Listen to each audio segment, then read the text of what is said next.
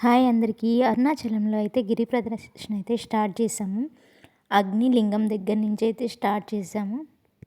గిరి ప్రదక్షిణ సమయంలో మనకి 8 లింగాలు దర్శనమిస్తాయంట. అగ్నిలింగం, వాయులింగం, యమలింగం, అలాగే 8 లింగాలు, అలా 8 లింగాలు మనకు దర్శనమిస్తాయని చెప్తుంటారు. కానీ అరుణాచలంలో అడుగడుగున ఒక అద్భుతం అన్నమాట. చూసారా, కొంచెం స్టార్ట్ అయ్యి ముందుకు వెళ్ళేసాము. చూడండి, కొండమైన జ్యోతి దర్శనం అయితే మరో అద్భుతం అనమాట. సాక్షాత్తు శివయ్యే కనిపించాడు మాకు ఆ జ్యోతి రూపంలో.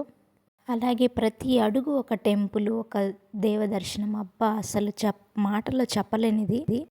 మనం అరుణాచలం వెళ్ళాము అంటే ఖచ్చితంగా గిరి ప్రదక్షిణ అయితే చేయాలి. ఎందుకంటే అక్కడున్న అద్భుతాలు అన్నీ ఆ గిరి ప్రదక్షిణలో మనం చూస్తూ ఉంటాం. అలాగే ఒక్కో గుడికి ఒక్కో ప్రతిష్టత అనమాట. అక్కడ ఏ గుడిలోకి వెళ్ళినా ఒక్కో అద్భుతం. ఇక్కడ చూసారా, రాళ్ళ మీద రాళ్ళు పెట్టున్నాయి. అక్కడ అలా పెడితే ఇల్లు మీద ఇల్లు కడతారని అంటారంట. కానీ కాదంట, మనలో ఉన్న ఆత్మవిశ్వాసం ఎంతవరకు పంపిస్తుందో అని ఒక రాయి మీద రాయి పెట్టి చూస్తారంట. నుంచి స్టార్ట్ అయ్యి వెళ్తున్నాము. అమ్మ కొన్ని విషయాలు మనకు చెప్తుంది, వినండి మీరు కూడా.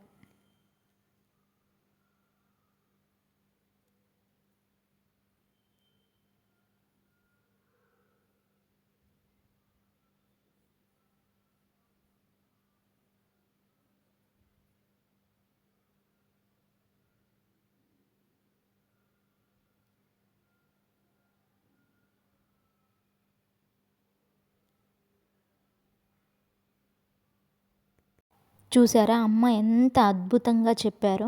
అలాగే ఒక్కో జ్యోతిర్లింగానికి ఒక్కొక్క విశిష్టత ఉందన్నమాట. ఇక్కడ గిరి ప్రదక్షిణ మొత్తం కలిసి 14 కిలోమీటర్స్. కానీ ప్రతి అడుగు దేవాలయం, ప్రతి శివనామస్మరణతో మాకు ఎలా నడిచాము అనేది కూడా తెలియకుండా వెళ్ళిపోయాము. కానీ ఇలాంటివన్నీ చూడాలంటే ఖచ్చితంగా శివయ్య మాత్రం అనుగ్రహిస్తేనే మనం ఇలా వెళ్ళగలుగుతాము అనిపించింది నాకు ఇవన్నీ అద్భుతాలు చూసిన తర్వాత. అలాగే చిన్నగా ముందుకు వెళ్తూ ఉన్నాము. ఇప్పుడైతే మన టెంపుల్ ఎంట్రన్స్ అనమాట. ఇది చూడండి, ఎటు పక్క చూసినా ఇంతే. చుట్టుపక్కల మొత్తం రాజగోపురం అనమాట. ఇలాగే మనం ఇటు సైడ్ నుంచి చూసినా ఈ గోపురం ఇంతే సైజు ఇలాగే కనిపిస్తుంది. చూసారా, ఇంకొక అద్భుతం ఏంటంటే మనం వెళ్తున్న దారిలో బాబా టెంపుల్ అయితే మాకు కనిపించింది. ఆ బాబా టెంపుల్లో మేము వెళ్ళి అలా కూర్చొని మాట్లాడుకుంటూ ఉన్నాము. రేపు అనగాష్టమి ఉంది కదా, మనం ఇక్కడ ఏదన్నా పూజ చేసుకోవాలనుకుంటున్నాం, మన ప్లేస్ ఎక్కడ ఏంది అని మాట్లాడుకుంటున్నాం. అప్పుడు అక్కడున్న పూజారి గారు వచ్చి రేపు మన గుళ్ళోనే వచ్చి బాబా సన్నిధిలో చేసుకోండి అన్నారు. అసలు మాకు చాలా అంటే చాలా సంతోషం వేసింది. బాబానే మాకు పిలిపించినట్టు అనిపించింది. మరుసటి రోజైతే అలాగే బాబా సన్నిధిలో అనగాష్టమి పూజ అయితే స్టార్ట్ చేశాం.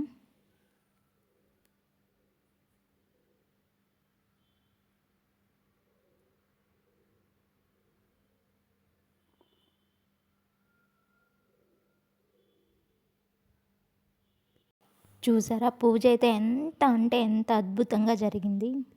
ఎక్కడి నుంచో వెళ్ళి మనం అరుణాచలంలో బాబా సన్నిధిలో అనగాష్టమి పూజ చేయించుకోవటం చాలా అదృష్టంగా భావించాను నేను.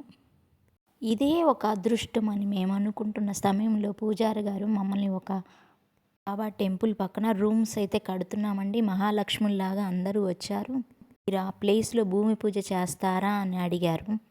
ఆ మాట చెప్పగానే మాకు అసలు ఎంత హ్యాపీగా ఫీల్ అయ్యామో. అసలు బాబా దగ్గర పూజ చేసుకోవటమే గొప్ప విషయం, అయితే భూమి పూజ అసలు ఇంకా మాటల్లో చెప్పలేము. అరుణాచలంలో మన చేతుల మీదుగా భూమి పూజ చేపించారు. చూడండి అమ్మ ఎంత చక్కగా అక్కడ పూజ కార్యక్రమం నిర్వహిస్తున్నారు.